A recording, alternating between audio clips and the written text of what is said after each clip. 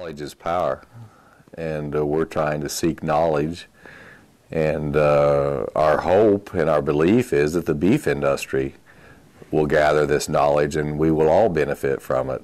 The reality of it is that the southeast United States needs heat-tolerant, high degree of Bos indicus cattle. Now, our contention is, do they need a high as percentage as what they have created? The average southern animal, based on data from a lot of our contacts in the feedlot industry, would show that those cattle have a quality grade of about 20% choice.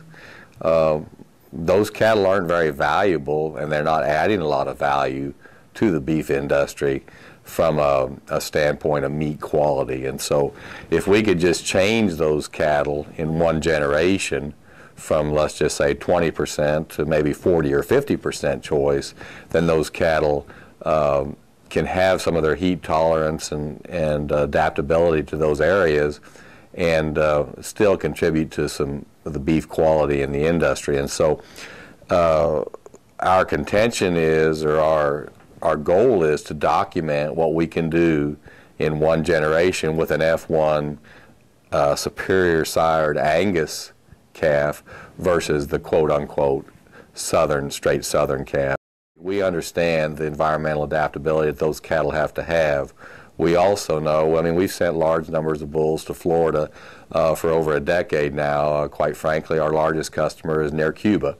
And so it's the tropics, and those cattle have worked well there. They keep a high degree of Brahman influence in those cattle.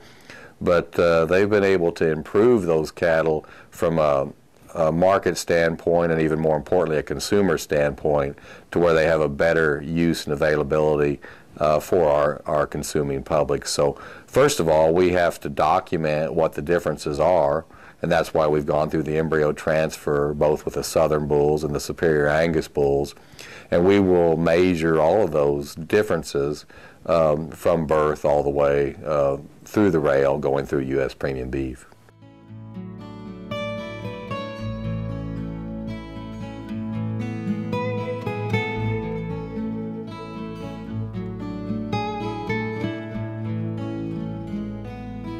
Well, I tease people that you can give anything FSH. I mean, if it's a female bovine, they will, if you inject them with FSH, you will stimulate their follicles. And so what these donors are actually cattle that were collected in Mississippi, Louisiana, and Texas. They were traditional donors, as we like to joke about in the industry, in that they had reproductive failure, i.e. they were young open cows that we accessed through the sale barn.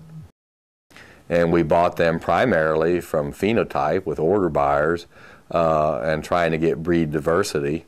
Everything from obviously a very heavy Brahma influence to just primarily Bos indicus influence, but they were a pretty wild looking group with you know, they look like they'd fit in at the PBR better than they do GardinerAngusRanch. And so those were the cows trying to find the quote-unquote average southern donor. And we had experts, order buyers that are very familiar with those areas that access those cows. So they were accessed from a phenotype basis. We DNA'd those cattle and ran profiles through Igenity to know what their various DNA markers were for the traits that Igenity measures, and so we have them profiled that way, as we do the sires on both the southern side and the Angus side.